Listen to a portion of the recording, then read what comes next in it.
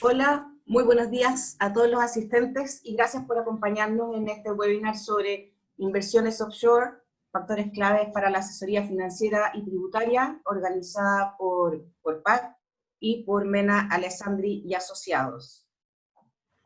Durante el último año se ha visto un creciente interés por parte de los inversionistas locales por invertir en el extranjero.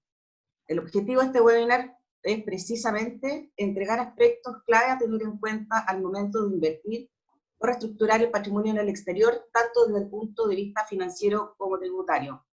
Para conversar sobre este tema tenemos a nuestros dos panelistas, Tomás Garcés y Cristian Mena. Tomás es abogado, Managing Director y fundador de Corpac en Chile. Corpac es una multinacional con más de 40 años de experiencia y con presencia en más de 20 países alrededor del mundo. Y entre su oferta de valor está precisamente la incorporación de estructuras en el extranjero para inversionistas chilenos con negocios u operaciones en el exterior. Además, presta servicios de back office, contables y de cumplimiento a los vehículos de sus clientes.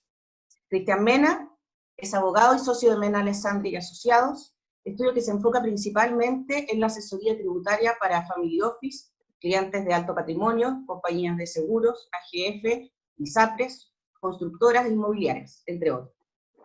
Es miembro de la Comisión Tributaria de la Cámara de Derecho de Chile y del Comité Jurídico de la Cámara Nacional de Comercio. Les damos la bienvenida a ambos, muchas gracias por estar acá. Y bueno, para comenzar, Cristian, cuéntanos sobre el contexto actual, tanto político, económico y social, en que se está dando este creciente interés de los inversionistas por invertir afuera. Gracias, Valeria, por la presentación. Mira, estamos con altos desafíos. En materia constitucional tenemos una constitución que todavía no conocemos el texto, o sea, una legislación los constituyentes. La preocupación desde el punto de vista tributario es que se mantengan algunos de los principios que se recogen en la anterior constitución, en general, en el derecho comparado, que son principios como la igualdad tributaria, que las cargas no sean excesivas, o sea, no sean confiscatorias, el principio de reserva legal en materia tributaria, que es clave, que lo que quiere decir que todos los elementos de la obligación tributaria tienen que estar establecidos por ley, la iniciativa exclusiva del presidente de la República en esa materia. Esperemos que eso, al menos, el derecho de propiedad, que es un límite a la potestad tributaria, o sea, en ese sentido esperamos que se recojan ciertos principios tributarios a nivel constitucional, que eso se ha hecho en Chile y se ha hecho en otras constituciones, por la importancia que tienen. También están relacionados con el gasto tributario, en definitiva, cuando que el gasto esté dirigido donde tiene que estar, etc. Ahora, con respecto, también tenemos una reforma tributaria que es la última ahora del año 2020, en que todavía las instrucciones de impuestos internos siguen emitiéndose, todavía no tenemos un conocimiento cabal, en definitiva, de todas sus normas, estamos estudiando las normas, cómo el servicio interpreta las distintas disposiciones, van surgiendo dudas, hay seminarios, o sea, también hay mucha ebullición en esta materia. Con respecto a reformas tributarias, esperamos que va a haber otra más también. Sabemos que asociado al tema de los ingresos tributarios están los gastos tributarios del Estado, en el sentido de que las exenciones son una forma de gasto en que incurre el Estado al beneficiar ciertos sectores o ciertas actividades de la economía. Eso también está en discusión. Se están viendo eliminar las rentas presuntas, el impuesto especial al diésel, las ganancias de capital, algunas liberaciones de renta por ciertos ingresos, no renta, etc. O sea, también hay otra discusión que se viene. Y algunos proyectos de ley que no han tenido prosperado hasta ahora, recién son mociones de parlamentarios, pero que pueden ser francamente expropiatorios. Estamos hablando del impuesto a los súper ricos, que establece un gravamen sobre el patrimonio. También hay un proyecto de ley que está ahí dando vueltas que habla de limitar el impuesto a la herencia en el sentido de que los beneficiarios pueden recibir hasta cierto monto y el exceso va a parar al fisco. Entonces, esas son materias que, de acuerdo a la actual Constitución, es imposible que prosperen, de partida porque son mociones parlamentarias y tiene que haber iniciativa exclusiva del presidente de la República. Hay un montón de principios que se estarían transgrediendo, pero están ahí. Y eso ha generado bastante confusión, cierta incertidumbre, temores, un poco saber cuál es el rayado cancha que se nos viene para adelante. Perfecto. Bueno, y para quienes ya están pensando, están con la inquietud de invertir afuera, ¿cuáles son los aspectos generales a tener en cuenta, pensando en el cómo lo hago, a través de qué vehículos, por ejemplo? Ok, o sea, pasamos de una cosa muy macro, en el sentido de una visión sinóptica de lo que está ocurriendo, a algo ya más concreto, un poco quizás el sentido de esta conversación. Bueno, frente a todo lo que está ocurriendo, hay personas que han estado viendo opciones, en este caso puntualmente lo que vamos a hablar ahora, de invertir, de alguna forma tener sus ahorros en jurisdicciones que sean más allá de Chile, y diversificando el riesgo países si quiere, y por lo tanto están interesados en invertir en el extranjero. Y en ese contexto, cuando alguien decide invertir afuera, ahí la pregunta viene, bueno, hay varias preguntas que tienen que hacerse un poco antes de decidir dónde invertir o en qué invertir. Lo primero es que si va a invertir a través de algún vehículo en Chile, una sociedad, por ejemplo, o va a invertir como persona natural. Luego va a venir, si invierto como persona natural, o sea, en forma directa, en la medida en que tenga dinero ya tributado, va a ser, bueno, invierto directamente en el extranjero o invierto a través de una sociedad que constituye alguna estructura que constituyo en el exterior. Después de eso vienen preguntas como, ¿qué estructura hago? ¿Qué tipo de organización jurídica hago? Para que sea el caso que yo me haya decidido por invertir a través de un vehículo, de una entidad. Y luego vienen preguntas como, en definitiva, bueno, ¿en qué jurisdicción? ¿Dónde lo hago? Porque una cosa es que los dineros estén alojados en el mismo país, por ejemplo, alguien decide invertir en Estados Unidos, a través de algún banco, a través de Pershing, o quiere irse a otro país, a Suiza, antes por citar ejemplo, está perfecto, pero nadie impide que una persona pueda tener una estructura organizada en otra jurisdicción. Y dentro de esas otras jurisdicciones, la pregunta es, bueno, ¿por cuál me voy? ¿O es indiferente si me voy por un país o por otro país que sea aquella entidad que abra la cuenta y administre los activos, etcétera? Y esas son preguntas que nosotros venimos un poco a responder, un poco a ir orientando, dependiendo de las características o preferencias de las personas, porque lo que sí es importante dejar súper en claro de que actualmente la normativa te permite válidamente invertir en el extranjero, no hay ningún impedimento. No hay ningún impedimento tampoco en organizar estructuras o sociedades o lo que uno quiera en el extranjero y que estas sean las tenedoras de las inversiones afuera. En eso hay perfecta libertad en la medida en que uno haga el cumplimiento tributario, que eso es clave también. En la medida en que uno cumpla con las obligaciones, no solamente de pagar los impuestos, sino también obligaciones de información. Eso es otro tipo de Precisamente respecto a ese obligación. punto, y tomando en cuenta toda la introducción que nos diste del tema regulatorio actual, la actual discusión, hay un tema de una reforma que está en curso, tomando en cuenta que hay mucha gente que está pensando en invertir y que lo va a hacer a través de sociedades o quizá otro vehículo, pero ¿cuáles son las implicancias de esto ya desde el punto de vista regulatorio? ¿Cuál es, en el fondo, el marco, la cancha donde se juega este tema? Ok, hemos ido yendo de lo general a lo particular, porque partimos de situación país, partimos de la persona que decide invertir en el extranjero y después finalmente llegamos a un poco el título acá de esta lámina, de decir, CFC se refiere más bien cuando la persona, ya sea natural o jurídica, decidió invertir en el extranjero a través de un vehículo extranjero, a través de una sociedad o entidad, lo que sea.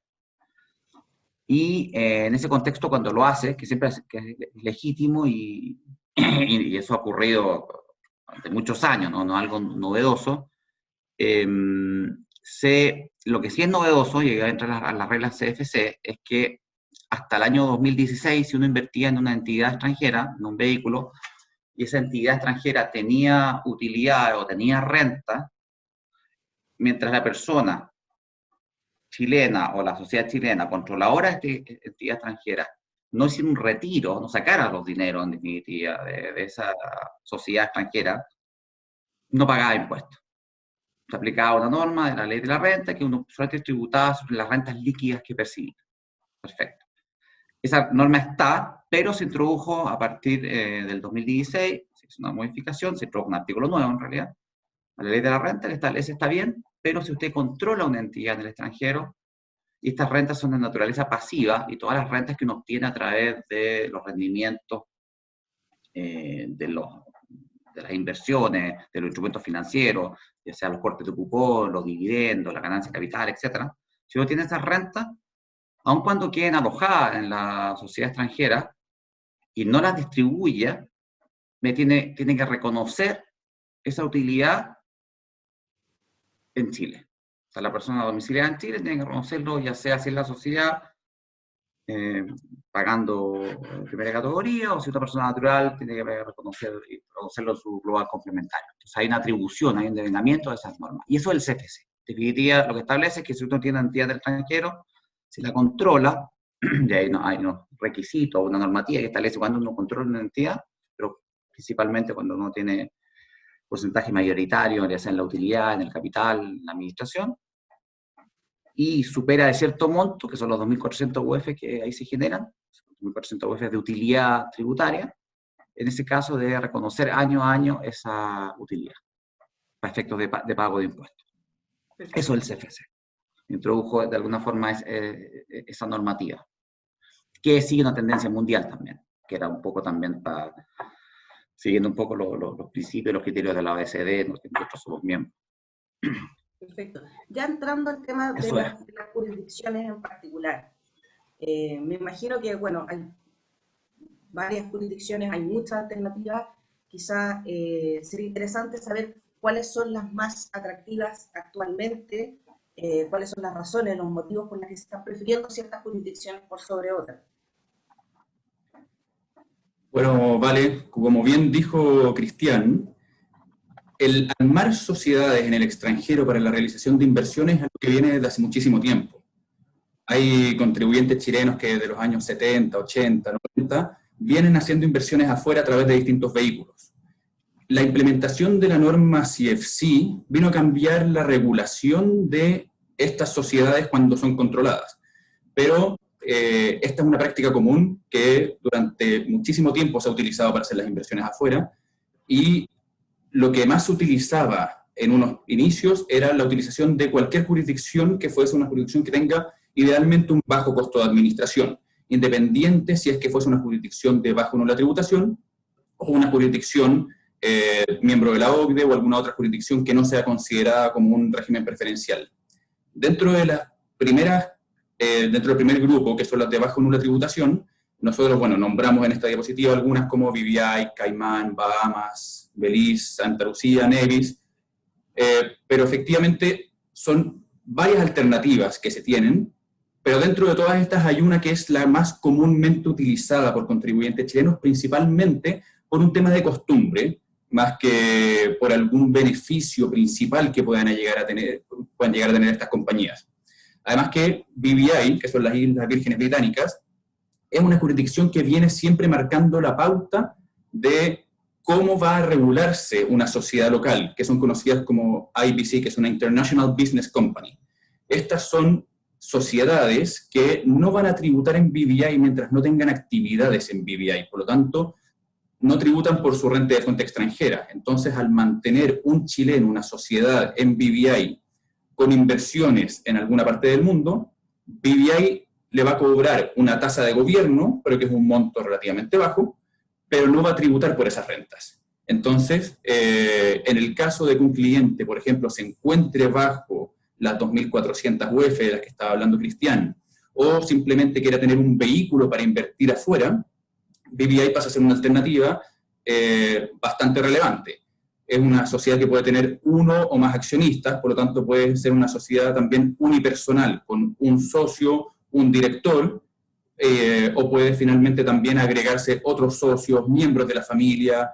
El único requisito es que estos socios no sean menores de 18 años. Esa fue también una norma que cambió hace algunos años atrás. Entonces, BVI ha ido cambiando sus regulaciones internas para ser visto de forma mundial como una jurisdicción más seria y cumplidora con las directrices que establecen dentro de la OECD. Esto los hizo llevar también, por ejemplo, a establecer dentro de su normativa interna una ley de sustancia económica, en el cual, para poder cumplir con estas regulaciones de la OCDE, establecen que las sociedades en BVI tengan sustancia, que se tengan que clasificar en relación a sus actividades, y que ciertas actividades requieran mayor sustancia, o que para ciertas actividades se tenga que establecer cuál va a ser el país de residencia fiscal de estas compañías. Entonces, hay que analizar la situación del cliente para ver cuál es la actividad que va a realizar, si por ejemplo va a ser solamente una holding de inversiones, o si va a realizar además la prestación de servicios, o va a prestar servicios bancarios, o va a realizar préstamos. Entonces, dependiendo de la actividad, hay que ver si efectivamente se le va a exigir más sustancia o simplemente se le va a exigir que tenga una sustancia mínima, es decir, un agente de registro y que lleve una contabilidad también bastante simple.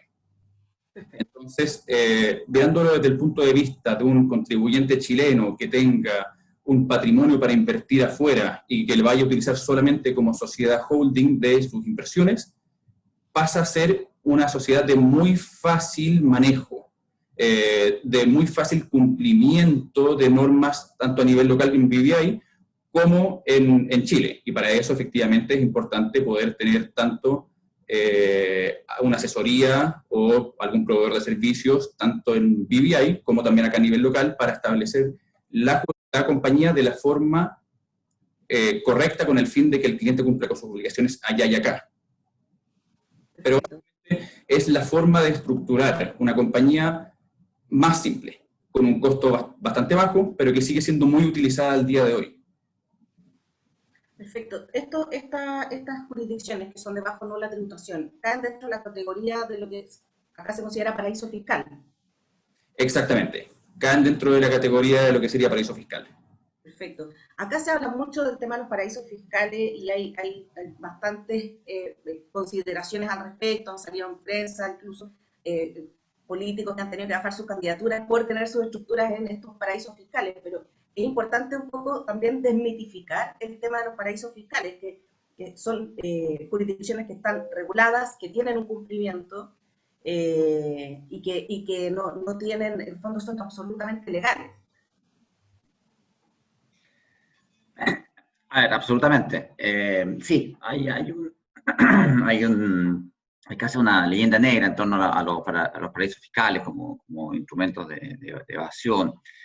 En primer lugar, lo primero que hay que aclarar es que las jurisdicciones que están en un listado, que estaría BVI, por ejemplo, que efectivamente es muy utilizada por los chilenos, son jurisdicciones en que uno puede organizar una sociedad válidamente. Eso es lo primero que hay que establecer. O sea, es perfectamente válido. La norma principal del CFC, por ejemplo, en que uno dice hasta 2.400 UF, que esta liberación que, dicho sea de paso, por accionistas, por lo menos así las interpretaciones de impuestos internos, que las 2.400 UF no es por la entidad, sino por cada accionista tiene este beneficio, o esta postergación, porque lo que hace es diferir impuestos en realidad. Pero bueno, el tema está en que sí, son ambas legítimas. El hecho de que uno tenga una sociedad en un paraíso considerado fiscal o régimen preferencial, puede tener algunas consecuencias tributarias distintas, eso sí, que las establece la ley, pero eso al contrario, valida justamente que uno se organice en estas sociedades, este tipo de jurisdicciones, hablamos de países. Y por ejemplo, sí, que entendiendo que esto está regulado y que está dentro de un marco de cumplimiento, pero ¿qué pasa para aquellos inversionistas que quieran invertir, porque estamos hablando del tema de las presunciones, y que quieran invertir quizás en países que no sean considerados o que no tengan estas presunciones de paraíso fiscal?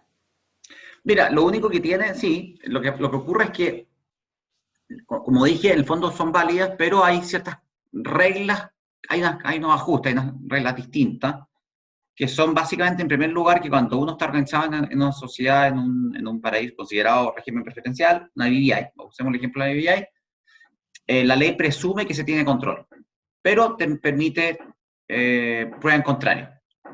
Te presume que las rentas que va a recibir son de naturaleza pasiva. La importancia de que sean pasivas es porque se aplica esta norma del CFC que hablamos, que se tienen que atribuir las rentas año a año, independiente de que uno las retire o no. En cambio, si fueran rentas activas, no tienen esa categoría y entran en la regla general que consiste en que mientras uno no retire, no paga impuestos. Por lo tanto, claro, hay una presunción, se presume que son rentas pasivas. se presume que hay un control, pero se puede demostrar con los documentos, con los antecedentes, con la realidad documental.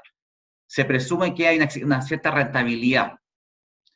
Y en eso también ahí va a ser muy importante ya una contabilidad, o sea, eso en general en realidad, pero uno elige una vivienda y tiene las inversiones ahí, esa vivienda y si genera rentabilidad es bueno precisar con la contabilidad si tiene utilidad o no tiene utilidad, porque de lo contrario se va a presumir una cierta rentabilidad.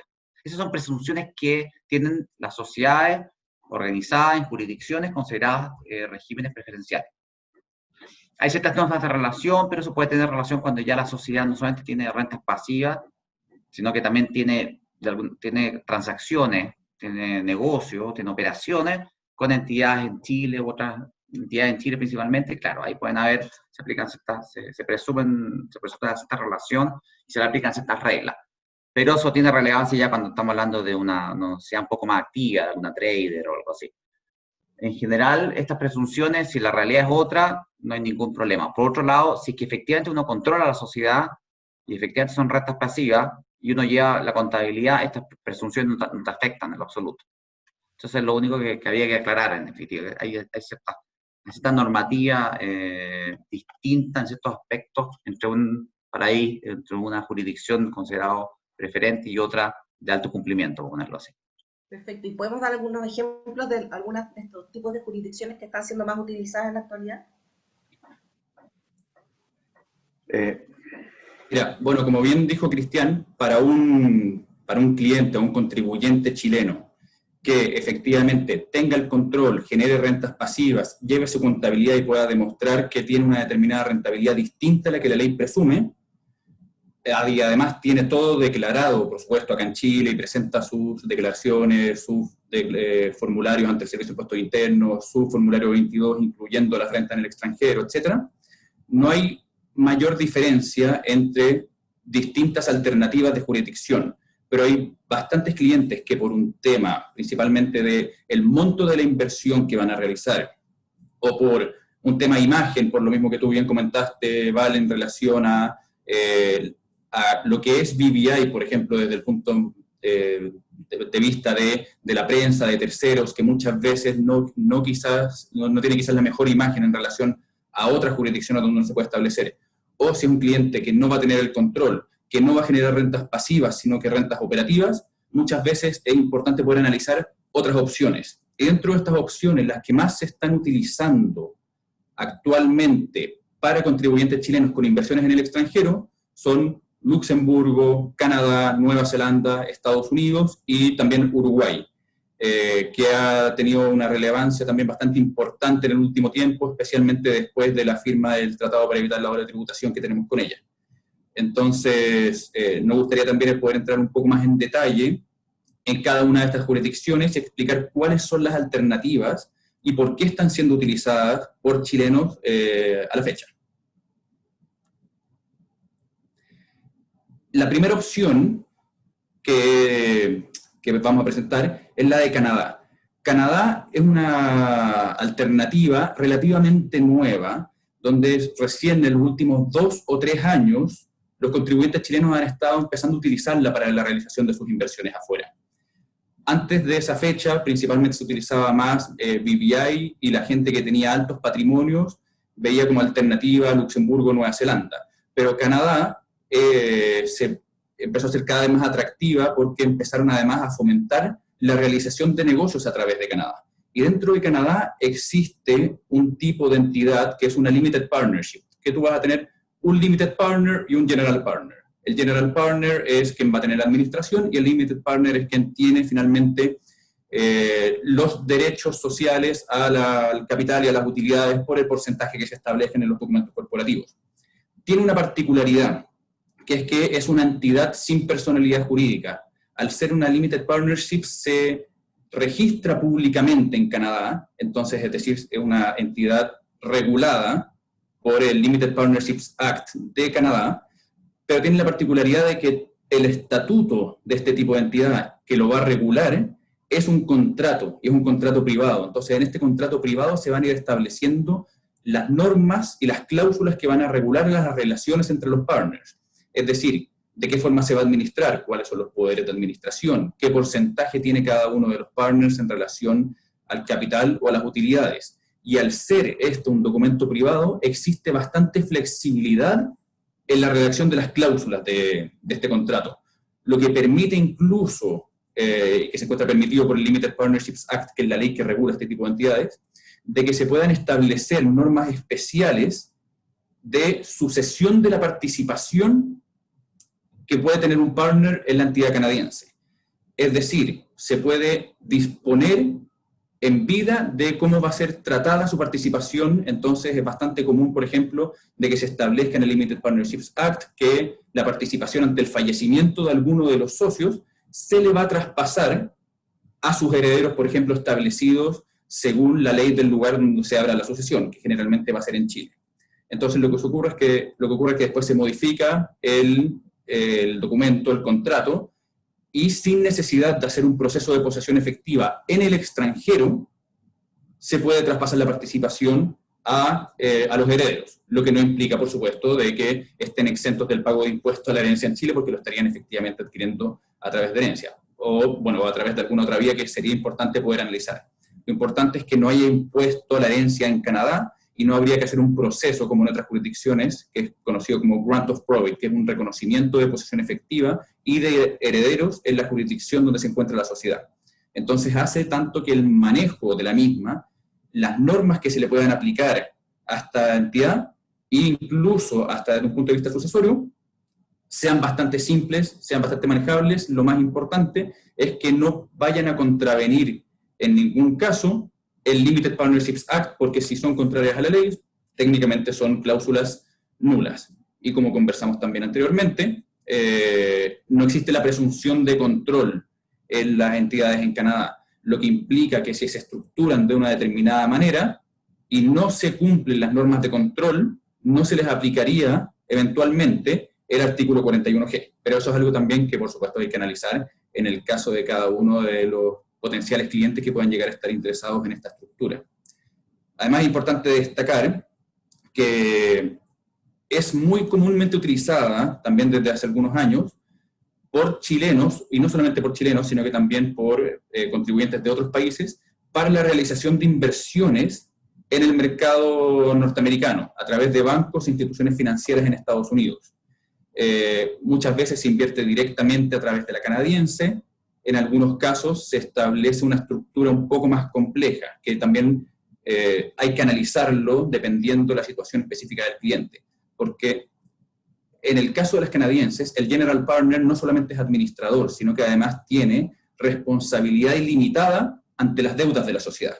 Entonces, si las inversiones que va a realizar la entidad canadiense tienen algún riesgo de generar deudas, es decir, si por ejemplo el cliente va a realizar una inversión pero va a estar sobreapalancado, o si es que van a tener, por ejemplo, inversiones en bienes inmuebles en alguna de las compañías subyacentes, o efectivamente existe cualquier riesgo de que los pasivos vayan a ser mayores que los activos, el General Partner, si es una persona natural, va a responder ilimitadamente con su patrimonio.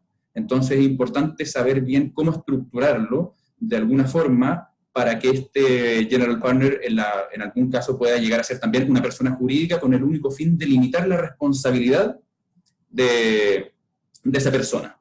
Mientras que los Limited Partners pueden seguir siendo las personas naturales, no hay problema. Y eso es lo más común que nosotros hemos visto con nuestros clientes en Chile. Y lo último sobre esta jurisdicción, los banqueros también de bancos e instituciones financieras norteamericanos conocen estas estructuras. Y lo que nosotros hacemos es, en la mayoría de los casos, además, establecer que la canadiense va a solicitar un EIN, que es un Employer Identification Number, en Estados Unidos, y va a hacer un check the box election para elegir ser tratada como una foreign corporation, que desde el punto de vista de Estados Unidos, la canadiense va a ser tratada como una corporación extranjera, no como una entidad transparente, y desde el punto de vista chileno, habría que ver también cómo se trata esta canadiense. Entonces ahí quizás Cristian puede explicar un poco desde el punto de vista chileno cómo sería tratada y cómo es vista esta canadiense, que tiene ciertas particularidades.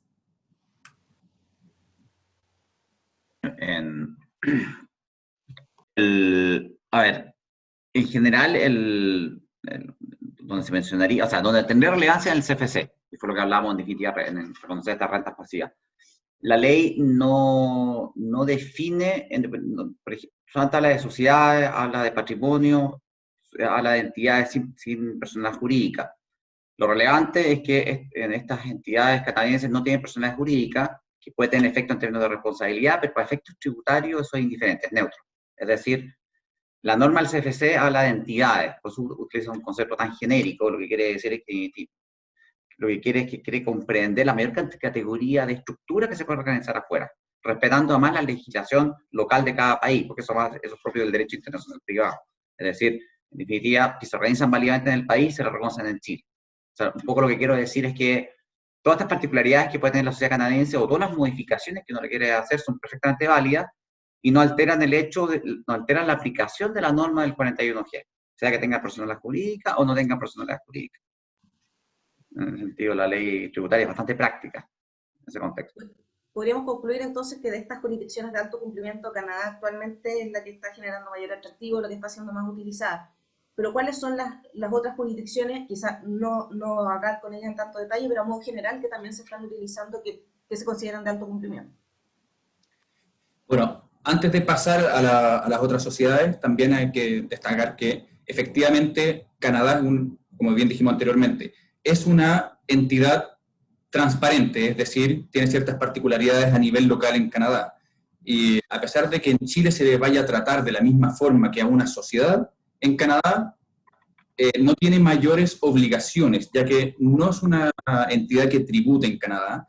Lo único que debe tener es un registro, un domicilio y cumplir con ciertas obligaciones, pero que son bastante básicas. Entonces, hay algunos clientes o potenciales clientes, contribuyentes chilenos, que al establecer sus estructuras afuera, quieren buscar, en algunos casos, alguna alternativa que tenga más sustancia, que tenga más peso, que finalmente sea absolutamente defendible desde todos los puntos de vista, independiente que la norma CFC actualmente equipare el tratamiento de una entidad sin personalidad jurídica a la de una sociedad, a la de un patrimonio de afectación, etc. Hay algunos clientes que esperan, ante cualquier cambio de interpretación o cambio de la norma, tener finalmente una estructura que sea un poco más robusta. Entonces, por eso nosotros siempre podemos ofrecerle otras alternativas, como por ejemplo Luxemburgo, que era la jurisdicción que vamos a hablar después. Luxemburgo, a pesar de ser un país bastante pequeño, ubicado al centro de Europa, se ha transformado en el centro financiero europeo. Entonces, en un principio, mucha gente de la Unión Europea o de otros países de Europa empezaron a realizar sus inversiones a través de Luxemburgo o directamente en Luxemburgo. Entonces, a medida con el tiempo, fue creciendo y se transformó en el segundo centro financiero más grande del mundo, a la fecha. Y por lo tanto se empezó a hacer cada vez más atractivo, no solamente para personas en Europa, sino que para personas alrededor del mundo que se vieron interesados en establecer estructuras en Luxemburgo, porque además tienen ciertas particularidades que las hacen también bastante atractivas. En Luxemburgo nosotros tenemos 3 tipos de sociedades, que no voy a entrar muy en detalle de las características de cada una por una cosa principalmente de tiempo, porque cada una tiene características muy especiales, sino que les voy a nombrar las más generales, y si después alguien necesita un poco más de detalle sobre cada una de ellas, podemos conversarlo después de forma particular. Tenemos las sociedades de responsabilidad limitada.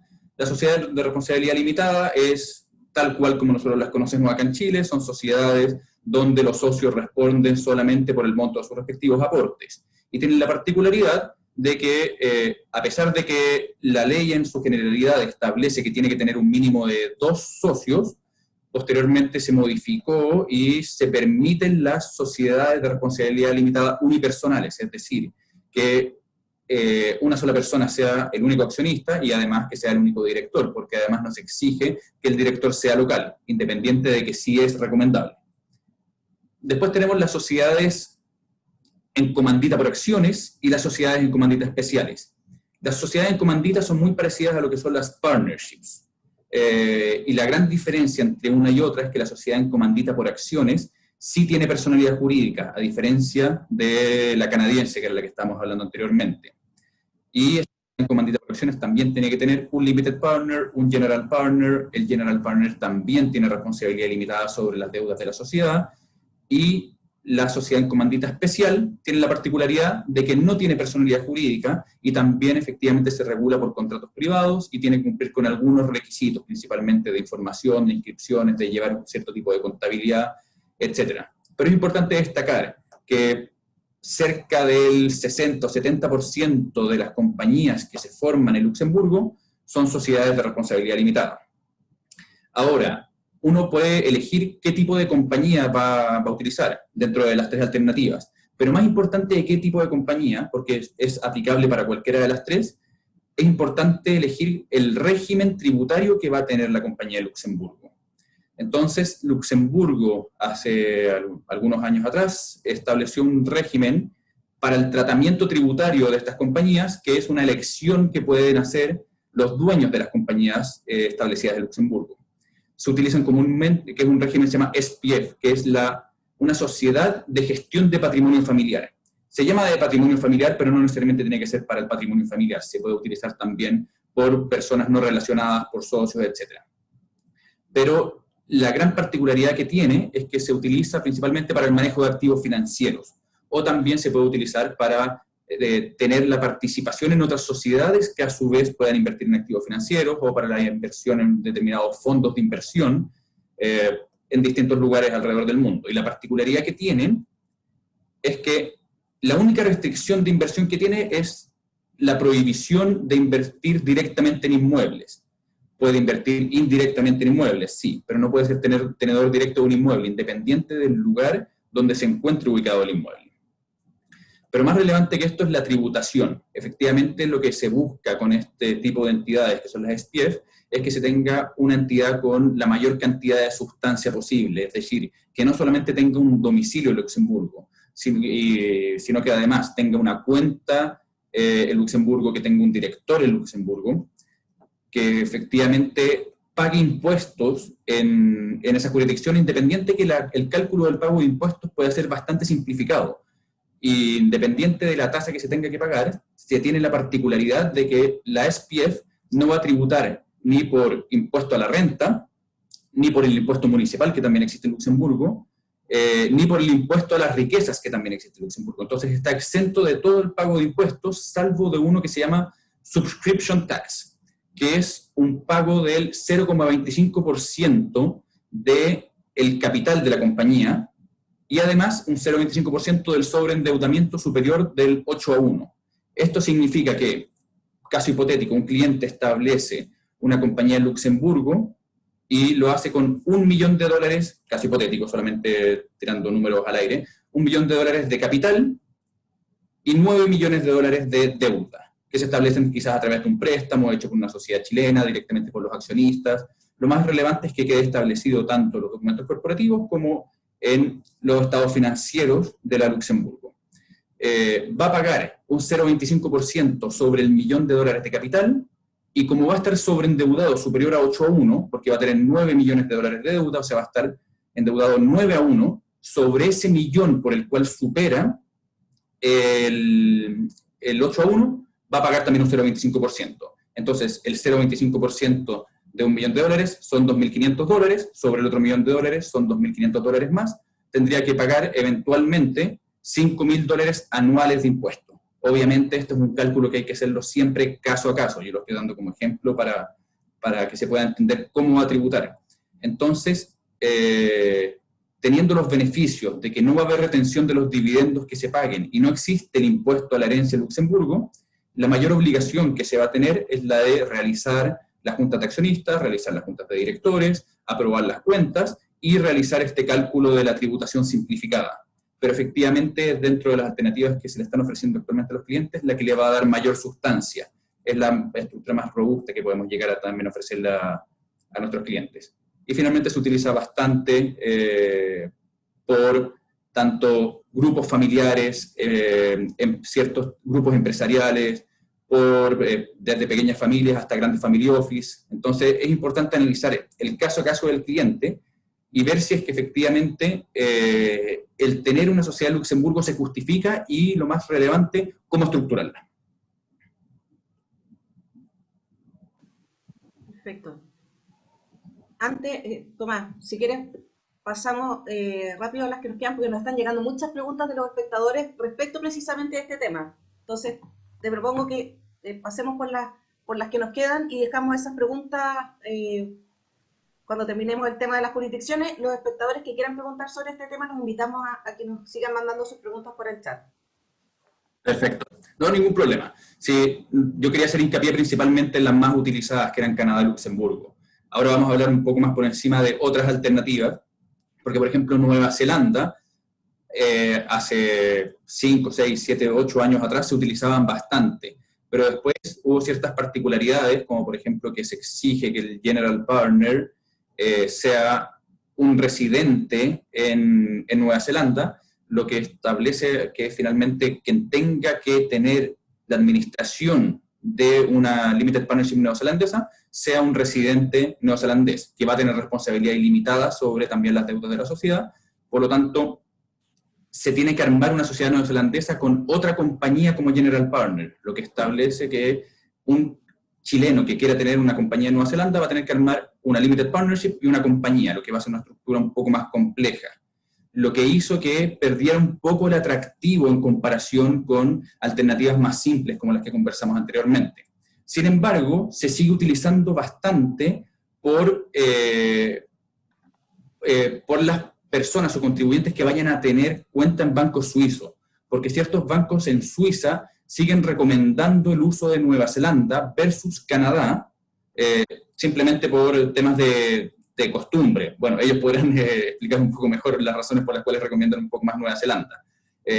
Pero la particularidad que tiene versus Nueva Zelanda, versus Canadá, es que sí tiene personalidad jurídica. Eso es lo único que la va a terminar diferenciando de la canadiense. Pero el hecho de que sean dos compañías versus una en Canadá hace que a veces un cliente trate de irse por un camino de la simpleza, por el camino de quizás una estructura que la conozcan mejor sus asesores financieros. Entonces también va a depender el lugar donde el cliente vaya a invertir. ¿Quién es su asesor financiero? ¿Quiénes son sus asesores tributarios?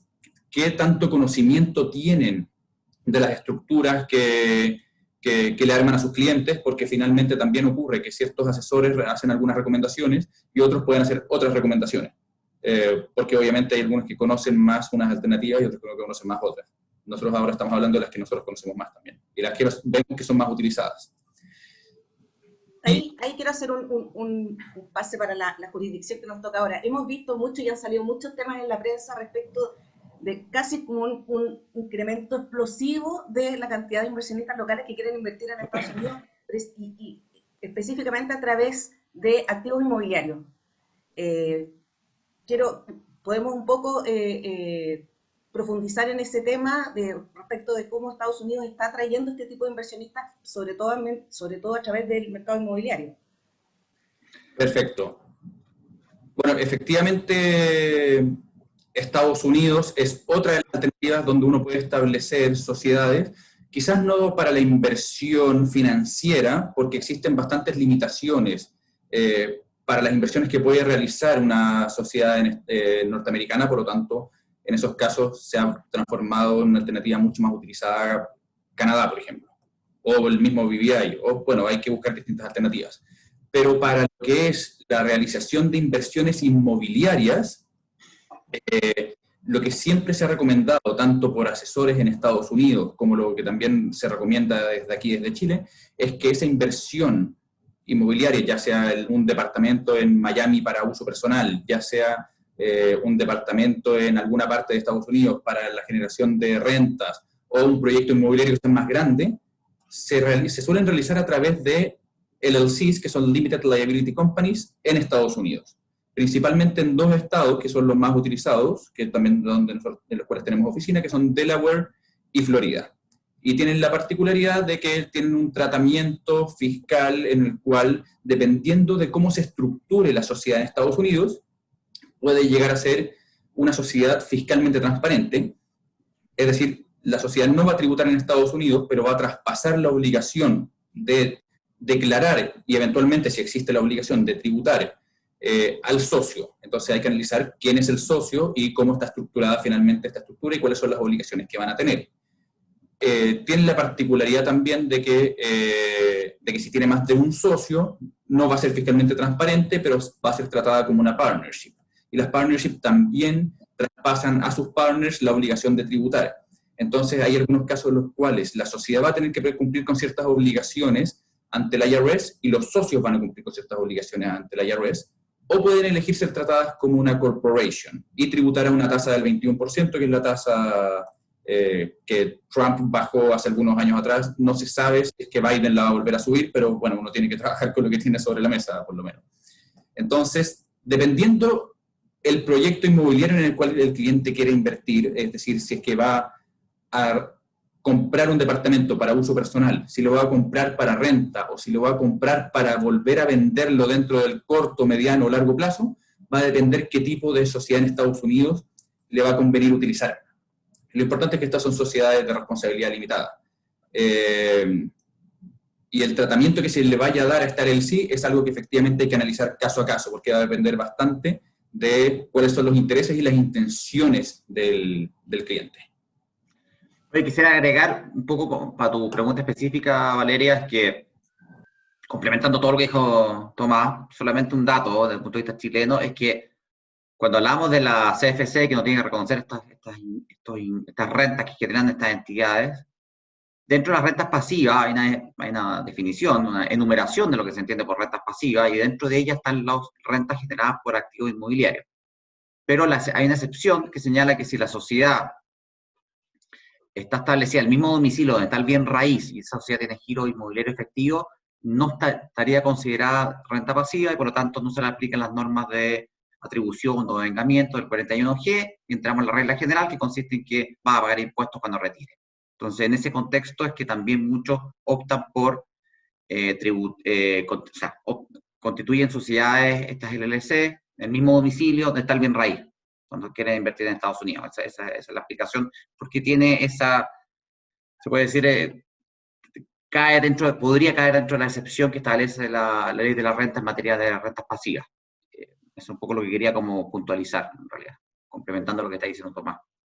Perfecto. Nos están llegando muchas preguntas de los asistentes, y una dice, por ejemplo, si invierto en España, sociedad operativa, a través de una sociedad en un paraíso fiscal, ¿cómo funciona la atribución de rentas a Chile? Es que hay que ver si esa sociedad, es que ahí, si la sociedad operativa, cuando dice sociedad operativa, en el fondo lo que estoy asumiendo es que, claro, prevalecen rentas activas, ¿cierto? Eso es lo que quiere decir. Si que la empresa BVI, por ejemplo, controla a la sociedad operativa, prevalece esta última, lo que quiere decir que en definitiva se trataría como rentas activas. Si no la controla, se consideraría renta pasiva. O sea, y ahí hay que atribuirse igual porque habla de participación directa o indirecta. Pero en resumen, si yo tengo una sociedad BVI, una sociedad que controla una sociedad operativa, se me va a aplicar la norma de las rentas activas. Por lo tanto, no tengo que atribuirlo, se me aplicaría el CFC. Yo creo que también es relevante en ese caso particular analizar la situación, bueno, ¿por qué se está estableciendo una sociedad en un paraíso fiscal para que sea la holding de una compañía en España que sea operativa? Porque además los dividendos que pague la sociedad española a una sociedad que está en un paraíso fiscal probablemente vayan a estar sujetos a un pago de impuesto de retención. Entonces, por eso cuando uno arma una sociedad en España, generalmente si uno va a tener una holding, esa holding tiene que estar establecida en una jurisdicción que tenga tratado con España. Perfecto. Bueno, ahora pasando al tema que sigue. Hay otras jurisdicciones que también son muy atractivas y que precisamente quizá no desde el punto de vista tan tributario, sino por los beneficios alternativos que ofrecen a quienes invierten en esas jurisdicciones. Por ejemplo, el caso de Uruguay. ¿Qué está pasando con Uruguay actualmente? También tengo entendido, porque ustedes mismos nos han contado, que es una jurisdicción que ha adquirido un atractivo especial, sobre todo durante el último año. Exacto. Es que lo que ocurrió con Uruguay en el pasado es que hace unos años atrás el Servicio de Impuestos Internos respondió a una consulta a un contribuyente que consultaba si es que Uruguay era considerado de bajo o nula tributación o no. Y el servicio, al pronunciarse, no dejó claridad si es que efectivamente caía dentro de las normas del 41H o no, y cuál era el tratamiento que se le iba a dar, y su respuesta básicamente fue, va a depender del caso a caso. Entonces, cuando no hay claridad acerca de efectivamente cuál va a ser el tratamiento en Chile de tu compañía, a veces puede perder un poco el atractivo. Pero posterior a eso, se firma un tratado para evitar la doble tributación con Uruguay, por lo tanto pasa a ser una jurisdicción de alto cumplimiento y se vuelve más atractiva porque ya no va a ser considerado, probablemente, un paraíso fiscal para Chile. En el futuro, salvo obviamente que las normas cambien y nadie puede asegurar que las normas no cambien jamás. Pero por lo menos a la fecha, Uruguay volvió a la palestra de las opciones que los chilenos están considerando para poder establecer distintos tipos de compañías, dependiendo si es que se van a realizar para inversiones, para trading, como holding de otras actividades, ya sean pasivas u operativas. Entonces, han empezado a consultar bastante dentro del último año por Uruguay. Y Uruguay tiene una particularidad de que, bueno, no tienen un costo alto en comparación quizás con otras jurisdicciones, como Suiza, por ejemplo, pero tienen dos tipos de sociedades, las sociedades anónimas y las sociedades anónimas simplificadas. La sociedad anónima simplificada es un tipo de sociedad que se creó de forma muy reciente, que debe llevar aproximadamente un año y medio, desde que existen en Uruguay, y vienen a simplificar lo que eran las sociedades anónimas anteriores, principalmente en lo que es su incorporación y en ciertas obligaciones o ciertos requisitos que tienen de forma particular. Las sociedades anónimas uruguayas estaban tardando aproximadamente 6 meses en estructurarse, lo que significaba que la forma en la cual nosotros podíamos entregarle o estructurarle a un cliente una compañía en Uruguay era nosotros incorporarla primero, incorporar varias y tenerlas como shelf companies con la finalidad de traspasársela al cliente una vez que un cliente se interese por Uruguay. Mientras que la sociedad anónima simplificada viene a modificar la forma en la cual estas compañías van a estructurarse en Uruguay y hace que efectivamente el plazo de incorporación de una de ellas sea más bajo. Y la principal diferencia que tienen desde un punto de vista práctico es que en la sociedad anónima simplificada se le presume al director una determinada renta, lo que implica un pago de impuestos por esa renta generada por el director, independiente que el director esté en Chile o esté en Uruguay. Entonces tiene un costo un poco más alto en la anualidad porque va a tener que pagar un determinado impuesto, pero en la formación de la compañía es bastante más simple. Y en llevar la compañía también los documentos, los papeles que tienen que establecerse también suele ser bastante más simple. Perfecto. Tienen esa particularidad de que no es paraíso fiscal a la fecha, entonces dependiendo también de las actividades del cliente puede ser bastante atractivo. Además que dentro de Latinoamérica, principalmente en países como Brasil o Argentina, se está mirando muchísimo Uruguay, no solamente para la realización de inversiones o constitución de sociedades, sino que incluso hasta para cambios de residencia tributaria. Perfecto, sí, así lo hemos visto que es un tema que ha salido mucho últimamente. Para cerrar el tema de las jurisdicciones y en honor al tiempo, ¿podrían explicarme brevemente cuáles son los tres o los dos factores claves o qué criterios en el fondo se aplican para un inversionista que quiere invertir afuera, teniendo todas estas alternativas de jurisdicciones, finalmente cuál es la adecuada para él? Bueno, siempre hay que analizar el caso a caso. Va a ser bastante relevante el monto que el cliente va a desear invertir en el extranjero. Si es un monto relativamente bajo, quizás le va a convenir una estructura muy simple, como una sociedad en BVI. Si es un grupo empresarial, un family office, un patrimonio muy alto, probablemente el tema costos no vaya a ser relevante, entonces puede mirar otras alternativas, como Luxemburgo, por ejemplo. Es importante analizar dónde el cliente va a invertir en mercado europeo o va a invertir en mercado americano. Hay que ver, por ejemplo, si es que sus activos van a ser quizás startups en Latinoamérica. Entonces hay que analizar muy bien cuáles son los activos en los cuales se quiere invertir, dónde van a estar estos activos, para ver si es que al cliente le conviene una alternativa u otra. Hay que analizar si es que el cliente va a tener el control o no va a tener el control, porque quizás quiere romper las normas de control del 41G y tener una sociedad no controlada, la cual tiene un tratamiento distinto. Hay que ver si es que, por ejemplo, el cliente es una persona políticamente expuesta, o no solamente políticamente expuesta, sino que es simplemente expuesta, y quizás quiere una jurisdicción que tenga una mejor visibilidad por si es que el día de mañana se habla, no sé, en la prensa de la sociedad que tiene. Es distinto tener una sociedad en España, en Suiza, en Holanda, que tener una sociedad quizás en Belice o en Seychelles. Entonces, por eso hay que analizar siempre el caso a caso. ¿Qué es lo que el cliente espera realizar? ¿Cuál es la asesoría que le puedan dar también sus asesores tributarios y legales acá en Chile? Pero lo más básico para esto es establecer dónde quieres invertir, cuánto quieres invertir, cómo lo deseas hacer y analizar cuáles son las implicancias de todas las alternativas que le podemos dar. Uno no puede ofrecer la misma solución a todos. La solución hay que ir analizándola caso a caso, porque además incluso hasta los mismos documentos corporativos de las compañías se pueden ir adecuando a las necesidades del cliente. Y eso es algo que nosotros también trabajamos bastante con los asesores locales del cliente. E incluso también, en algunos casos, los mismos banqueros le dan ciertas recomendaciones a un potencial cliente, entonces siempre es bueno que tanto el asesor financiero, el asesor local tributario y compañías como la nuestra, que nos dedicamos a la ejecución finalmente de la estructura que el cliente vaya a realizar, que trabajemos todos en conjunto para buscar la mejor alternativa de forma particular. Perfecto. Bueno, hemos hablado bastante de las sociedades, pero también sería interesante saber qué otras estructuras se pueden utilizar como vehículos de inversión en el extranjero. Bueno, también hace algunos años atrás, pre-reforma tributaria del 2014, se solía utilizar en Chile también bastante los trusts para el establecimiento de estructuras.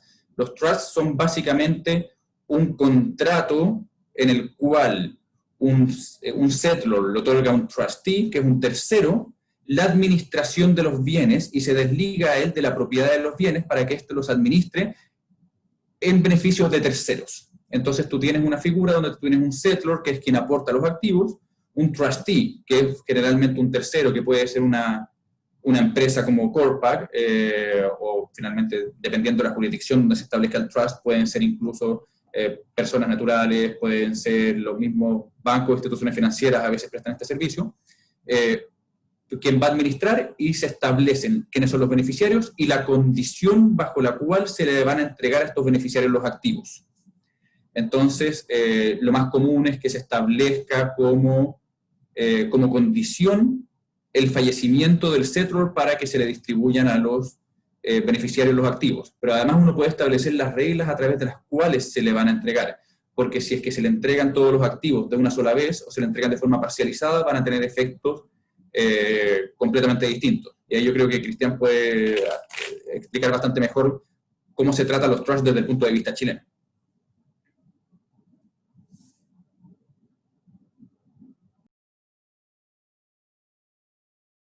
Cristian, tienes que activar el micrófono. Perdón, toda la razón. Estaba hablando por mí mismo. El trust es interesante porque, en primer lugar, está reconocido. Está reconocido, está nombrado al menos en el CFC. Volvemos al CFC, que es la norma en la cual está de atribución. Por lo tanto, si no tiene un trust, será las mismas normas que si fuera una sociedad. Es decir, tiene este beneficio de 2.400 UF, etc. En segundo lugar, hasta la última reforma tributaria estaba definido en la ley lo que se entendía por el trust. Definiría y estableció una definición bien extensa. Con la última reforma tributaria se eliminó, ahora tenemos algunas definiciones que están más bien en normativa, en resoluciones, y Impuesto Interno nos ha dicho un poco qué es lo que entiende por trust.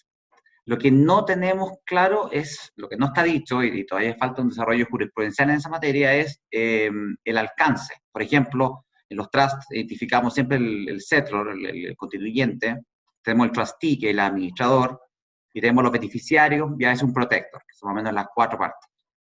¿Qué ocurre cuando la persona, el settlor, que el constituyente, aporta los activos, por ejemplo, al trustee, y este es revocable o irrevocable? No sabemos bien cuál sería el tratamiento tributario. Lo tratamos como un mandato, lo tratamos, hay una enajenación de por medio, no hay enajenación, etc. En ese sentido falta, pero por lo menos sabemos que los trusts están reconocidos, son considerados CFC para efectos de la atribución de las reglas. Nos faltan algunas, como digo yo, algunas normas, claridad con respecto al momento de crear o formar este trust. También en materia de herencia, no hay 100% claridad, incluso hay ciertos pronunciamientos de impuestos internos, así muy interesante, en que cuando la persona, el constituyente, muere, por ejemplo, y los beneficios, le entregan a los beneficios, de la manera en cómo esté armado este trust, incluso podría generar un diferimiento de impuesto a la herencia o no aplicación del impuesto a la herencia y tratarlo como impuesto a la renta que se va pagando a medida que se va percibiendo.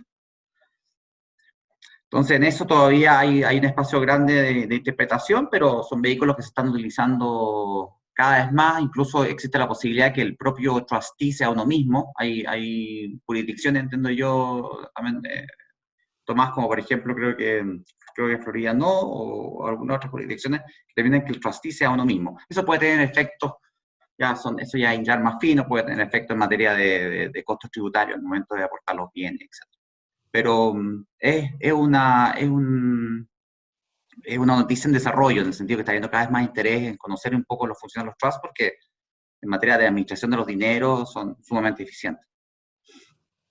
Perfecto. Ya a modo de cierre o de englobar todo esto que hemos hablado, independiente de la jurisdicción o del vehículo que se elija para hacer una inversión en extranjero, sería quizá interesante detallar cuáles son las obligaciones que uno tiene en Chile por esta inversión en el extranjero, el cumplimiento tributario local. A ver, un poco lo que queremos dar hincapié en esto son dos temas, que tener estructura o sociedad o invertir en el extranjero es perfectamente válido, o sea, está permitido y no tiene ninguna, no debe tener ninguna connotación negativa, en la medida en que uno haga el cumplimiento tributario. Y hoy en día lo que ha ido ocurriendo un poco en todas las modificaciones también es que han aumentado las obligaciones asociadas más al hacer, al reporte, a la información, al contarnos lo que uno tiene, en definitiva. La primera obligación que siempre ha estado, obviamente, que el fisco, el Estado necesita recursos, es el pago de impuestos. Y uno tiene uno tiene dinero en forma, como persona natural, por ejemplo, sociedad directamente invertida en el extranjero, uno tiene que reconocer las rentas percibidas, que son principalmente dividendos, cortes de cupón, ganancia de capital, etc. Si uno tiene la estructura afuera, ahí tiene que hacer una contabilidad a esa misma entidad, cualquiera que sea, que dijimos, pueden ser sociedades canadienses, Luxemburgo, con personalidad jurídica, sin personalidad jurídica, todas tienen el mismo tratamiento, y darle una contabilidad a ese patrimonio y determinar si supera o no supera los 2.400 UF, cuántos accionistas hay, etc. Y ahí ver si se atribuye o se reconoce ese ingreso en Chile. Eso es el pago de impuestos. Y después de resto son obligaciones de hacer, que son obligaciones de no de pago de impuestos, como por ejemplo registrar la información en el RIE, que eso te permite el día de mañana utilizar los créditos o reconocer el capital, si no quieres traerse el capital. La declaración jurada, que es una declaración jurada anual, que se presenta una vez al año, que uno señala en definitiva el monto de la inversión, las rentas que ha tenido, etcétera. Que de alguna forma hay la declaración jurada 1929, que se presenta en junio, está ligado, hay un link con el formulario 22, entonces generalmente puede ocurrir que si no se presenta una o es disconforme con la otra, puede generar que las rentas estén observadas, hay que presentarla año a año. Hay que dar un registro de rentas pasivas, ya eso es específico ya de la normativa del CFC, y obligaciones de informar al Banco Central, que siempre han existido, en definitiva. Siempre hay obligaciones que han ido aumentando y hay obligaciones adicionales que se han ido agregando cuando se trata, por ejemplo, de inversiones sobre los 5 millones de dólares, etc. Pero en definitiva, salvo la primera, todo el resto de las informaciones son obligaciones de informar, de hacer. Y hay una resolución que salió hace un par de meses con respecto a las devoluciones de capital. Es un procedimiento y hay que cumplir ciertos requisitos, fondo formalidades más que requisitos, para que la devolución sea una devolución de capital y no sea considerada un retiro de utilidad. Pero eso es, en el fondo lo importante es que de la mano con las inversiones y con la estructura y con toda la asesoría de Tomás, clave en todo esto, de lo que uno quiere armar afuera, uno tiene que estar en línea con el cumplimiento tributario.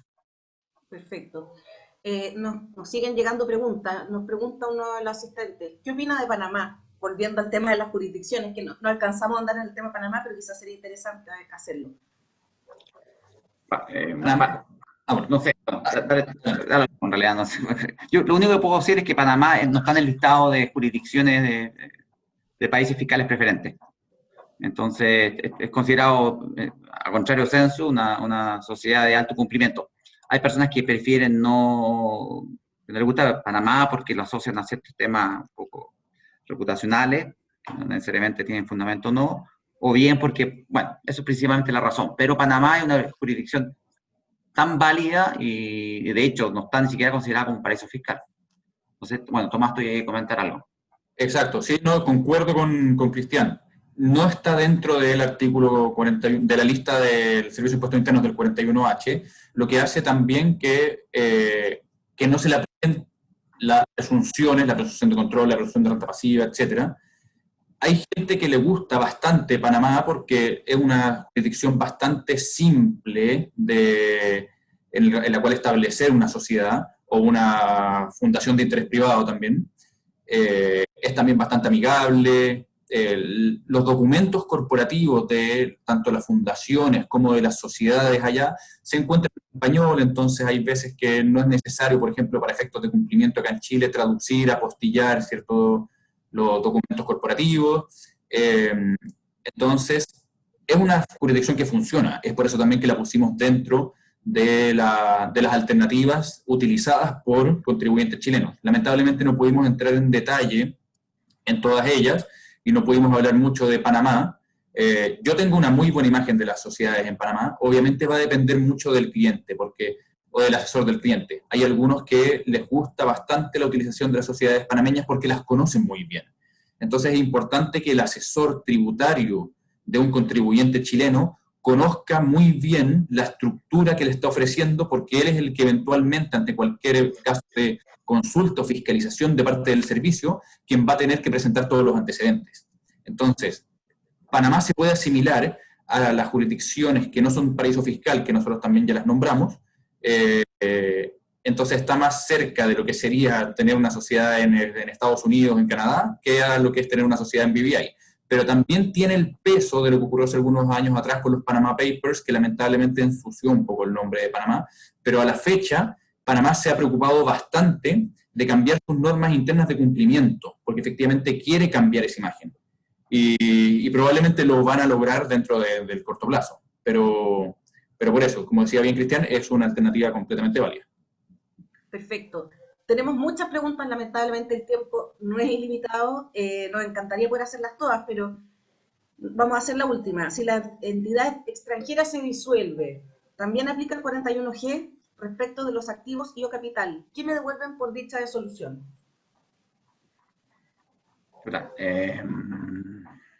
Una pregunta como para mí, parece ser.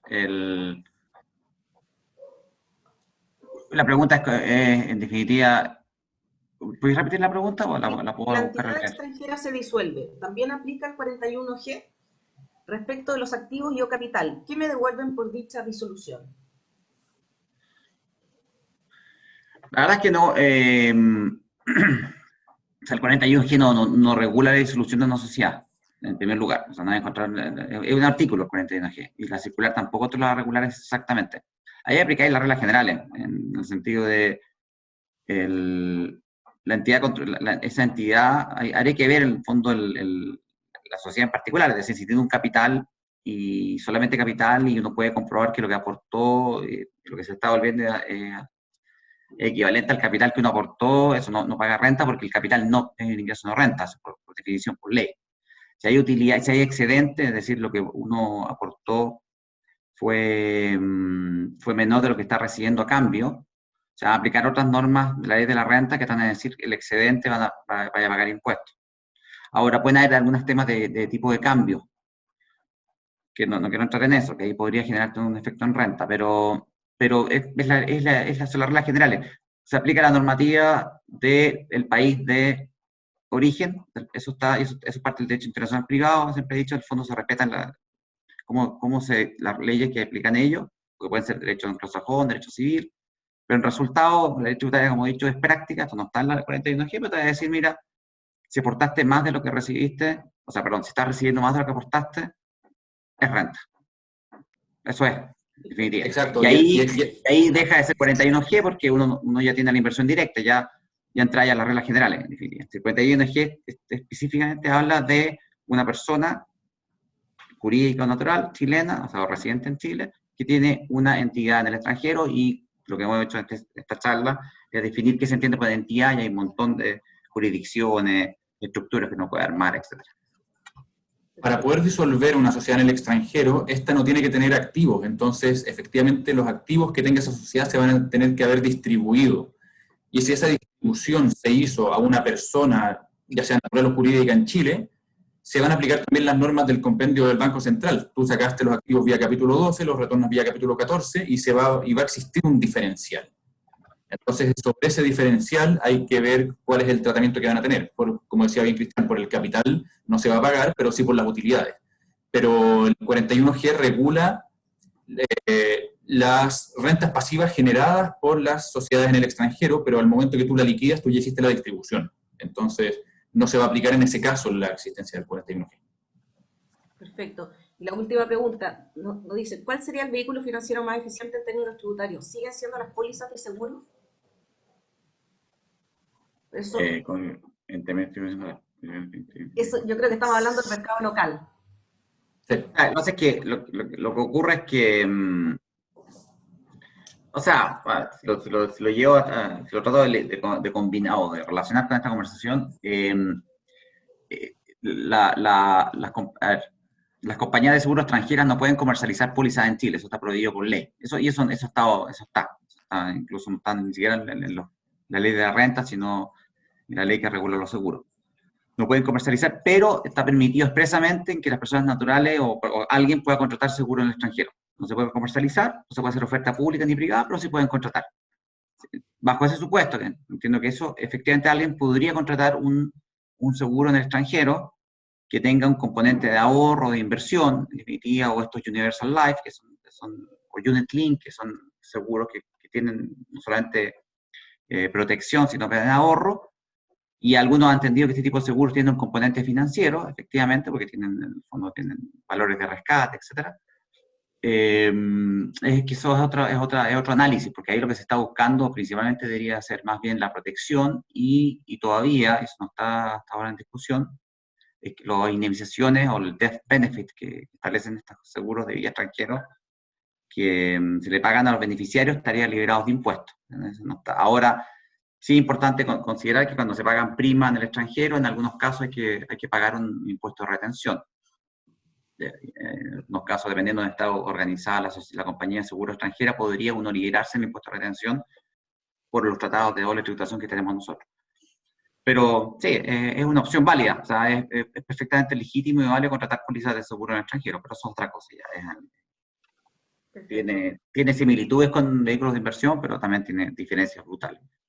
Perfecto. Y para cerrar, si en el año hay rentas pasivas por un monto menor a las 2.400 UF, ¿se deben incluir en la DJ 1929? Esa pregunta es bien específica, y súper específica porque sé de dónde viene. Nosotros estamos en una posición que estamos en desarrollo. Fuimos partidarios de que si eran menos, uno debía incluir las rentas, menos de 4.400 UF, solamente a nivel informativo, pero hay posiciones discrepantes en eso. Eso es en definitiva, específicamente el formulario de 1929, uno no lo recuadra, es si debe o no incluirse esa información. Hasta ahora, por lo menos, han habido ciertas posiciones discrepantes, así que eso lo prefiero dejar como en reserva todavía, porque es muy, muy específica la pregunta. Perfecto. Bien. Bueno, ya a modo de síntesis, ¿cómo podríamos resumir este webinar, un poco para que los asistentes se lleven como inquietud? ¿Cuáles son los 3 principales aspectos más relevantes para quienes están pensando en invertir o aumentar sus inversiones o definitivamente estructurar su patrimonio fuera? Oye, hay una pregunta que me llamó la atención, que quisiera como comentarla, que alguien pregunta, de si las sociedades canadienses, como las sociedades canadienses no tienen personalidad jurídica, interesante, Entonces, al ser transparente, se podría considerar que esa transparencia o el hecho de que sea transparente hace que las utilidades que generen estas entidades se atribuyan a Chile, al accionista residente en Chile. Esa es la pregunta específica. Yo creo que no, porque el 41G específicamente establece y consideramos entidades controladas aquellos patrimonios de afectación. Entonces, estas sociedades canadienses podrían incluso ser consideradas patrimonios de afectación según nuestra legislación, nuestro criterio, y aún así estarían dentro del concepto de entidad controlada, por lo tanto tienen las mismas reglas que se le aplicarían a la sociedad, que tiene que dar contabilidad y atribuir en la medida que supere ciertos montos y dependiendo de cuántos accionistas son. O sea, yo creo que esa transparencia no tiene efectos chilenos en ese sentido, puede tener efectos de responsabilidad, que fue lo que comentó Tomás. En definitiva, la responsabilidad civil, en definitiva, repartir de las deudas que genera la sociedad, eso es otro asunto. Eso era en realidad, quería un poco responder a esa pregunta específicamente. Perfecto. Y ahora a la síntesis, retomemos la síntesis. ¿Cuál es el Bueno, entregable? desde nuestro punto de vista, antes de empezar la síntesis, que para todos los asistentes, muchas gracias por haber participado. Me hubiese gustado también haber tenido mucho más tiempo para poder explicar cada una de las otras jurisdicciones por separado. Alcanzamos solamente a tocar un par, pero lamentablemente, es más, incluso si hubiésemos quedado solamente con Canadá, yo podría haber hablado una hora completa. Entonces es importante haber podido resumir un poco las características de cada una de estas alternativas. Si hay alguien que esté interesado en conocer un poco más de estas opciones, de estos vehículos, si quiere conversar un poco más acerca de las otras alternativas como Holanda, España, alguien preguntó por Panamá y no alcanzamos tampoco a entrar muy en detalle. Siempre existe la posibilidad de que nos contacten, me pueden contactar a mí directamente o a Cristian. Lo importante, como yo les dije, es analicemos el caso particular de cada uno de los clientes. Acá no existe una solución que sea la solución perfecta para todos. Hace 5 o 8 años atrás uno armaba una BVI y la BVI servía para todo el mundo. Hoy en día va a depender bastante de la situación de cada uno de los contribuyentes que tenga la intención de invertir en el extranjero o de que ya esté invirtiendo en el extranjero y quiere buscar alternativas. También estamos viendo mucho cliente que está redomiciliando en algunos casos sociedades o entidades de una jurisdicción a otra para estar en una jurisdicción de alto cumplimiento. Podemos siempre conversar las situaciones en particular. Entonces, obviamente, las únicas alternativas no son solamente BVI, Canadá, Luxemburgo. Hay más y lo importante es conversarlas y ver si es que alguna de ellas aplica al caso particular. Y bueno, desde mi punto de vista, gracias a los asistentes, gracias por las preguntas. Si hay preguntas que no se alcanzaron a responder, también nos pueden contactar después de forma particular para que podamos ir conversándola. Pues la Vale les entregará nuestros datos de contacto. Pero bueno, síntesis. sí, bueno, también agradecerles a todos los asistentes, como bien dice Tomás, esta presentación va a estar disponible para quienes quieran que se les envíe. Por favor, pueden escribir tanto a Tomás Garcés, su mail es tomás@corpac.com, o a Cristian, nos pueden escribir a contacto@maabogados.cl o a semena@maabogados.cl. Y además contarles que este webinar va a estar después disponible para quienes no alcanzaron a estar o quieran revisitarlo en la página web maabogados.cl. Quería darle las gracias a todos y también recordarles que estén en contacto con nosotros. Seguramente las preguntas que no alcanzamos a hacer se las vamos a poder contestar por mail, así que no duden en contactarnos y que estén muy bien. Muchas gracias por acompañarnos. Muchas gracias, Valeria. Estén muy bien. Muy bien. Gracias, Tomás. Gracias a ti, Cristian. Chao, chao, que tengan buen día. Chao.